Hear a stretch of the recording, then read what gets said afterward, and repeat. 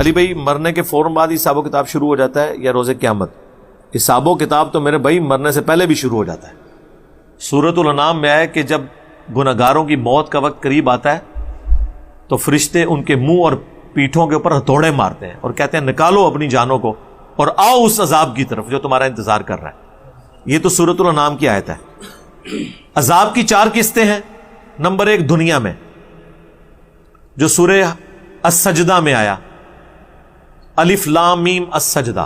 ایک سورت حامیم السجدہ ہے، الف لام میم السجدہ. کہ ہم دنیا کی زندگی میں بھی تمہیں تکلیف دیں گے تاکہ تم اللہ کی طرف پلٹ آؤ. عذاب کا لفظ ہے، عذاب بمانا تکلیف کے.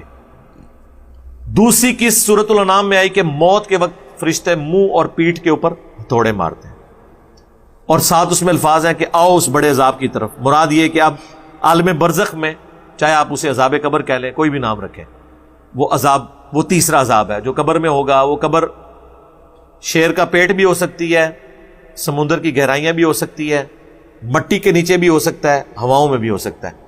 وَمِن وَرَائِهِمْ بَرْزَخٌ إِلَىٰ يَوْمِ يُبْعَثُونَ. ان کے مرنے سے لے کر قیامت کے دن اٹھائے جانے تک ان سین بیریئر برزخ ہے. یہ تیسرا عذاب ہے اور یہ مسلسل ہے. قرآن میں بھی ذکر ہے کہ فرعونی صبح و شام آگ پہ پیش کیے جاتے ہیں اور جب بڑا دن آئے گا قیامت کا تو بڑے عذاب کی طرف جھونکے جائیں گے. اس کا مطلب ہے کہ آج بھی وہ عذاب میں ہے اور آخرت میں. تو یہ عذاب کی 4 قسطیں ہیں. جو لوگ عذاب قبر کے منکر ہیں ان کے دماغ میں یہ کیڑا ہے کہ جب تک حساب و کتاب نہ ہو اللہ تعالیٰ کی صفت عدل کا تقاضا ہے کہ وہ عذاب نہ دے.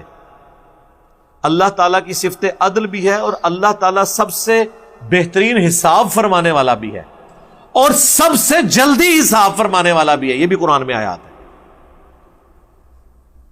تو یہ کیلکولیشن کرنی ہے اللہ نے، آپ نے تو کرنی نہیں ہے. اللہ کی مرضی. اللہ کو قیامت کے دن کا انتظار ہے حساب کتاب کرنے کے لیے. وہ تو پبلکلی حساب کتاب ہوگا اگر کسی کا کوئی وہم ہے وہ نکالنے کے لیے، ورنہ اللہ نے تو ہر لمحے میں حساب ہو رہا ہے. بخاری مسلم میں حدیث ہے فرشتے فجر اور عصر کے وقت چینج ہوتے ہیں.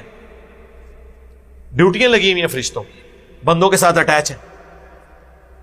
نیک لوگوں کے لیے وہ گواہی دیتے ہیں کہ یا اللہ گئے تھے تو عصر پڑھ رہے تھے، واپس آئے تو فجر پڑھ رہے تھے. دوسرے کہتے ہیں جب گئے فجر پڑھ رہے تھے، واپس آئے تو عصر پڑھ رہے تھے. تو وہ گواہیاں لکھی جا رہی ہیں. وہ روزانہ کا حساب کتاب روزانہ ہو رہا ہے.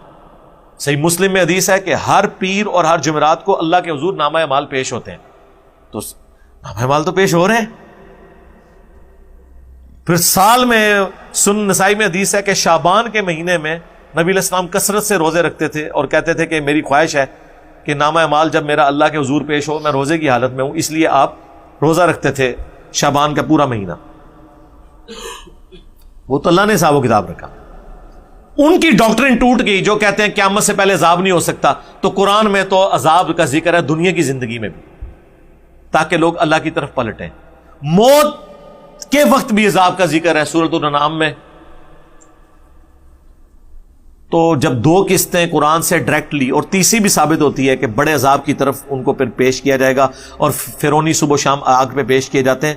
اور امام بخاری نے عذاب قبر والی حدیثیں جب لی ہیں نا، اس کے ٹاپ پہ یہ آیت لکھی ہے کہ فرعونی صبح و شام آگ پر پیش کیے جاتے ہیں تاکہ ان لوگوں کا رد ہو جو کہتے ہیں قرآن میں عذاب قبر کا ذکر نہیں ہے. عذاب قبر کا نام لے وہ کہتے ہیں نہیں وہ لوگ تو جو سمندر میں بھی غرق ہو جاتے ہیں ان کو تو قبر ہی نہیں ملتی. وہ بھائی قبر ایک سمبل ہے. اماتہ و اقبرہ قرآن میں آیا، ہر انسان کے بارے میں آیا کہ مرتا ہے اور اسے قبر ملتی ہے. تو کیا قرآن جھوٹ بول رہا ہے؟ پھر آپ اللہ کو بھی کہیں گے کہ یہ تو نے قرآن میں کیوں نازل کیا کہ انسان مرتا ہے اور اسے قبر ملتی ہے، یا اللہ انسان کو تو بعض اوقات قبر نہیں ملتی. تو ادھر آپ کیا کہتے ہیں کہ اس سے مراد عمومی ہے. قبر صرف اس ڈھیری کا نام نہیں ہے جو آپ کو نظر آ رہی ہے. قبر ایک شیر کا پیٹ بھی ہو سکتا ہے، ہواؤں میں بکھرنے والی راکھ بھی ہو سکتی ہے جو ایئر کریش میں لوگ مر جاتے ہیں. لیکن عموماً اس کے لیے عذاب قبر کا لفظ استعمال ہوتا ہے چونکہ وہ ٹرمنالوجی ہے، وہ ہمیشہ اسی طریقے سے چلے گی.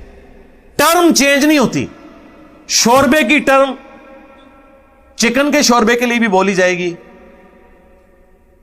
اور آلو مٹر کے شوربے کے لیے بھی بولی جائے گی.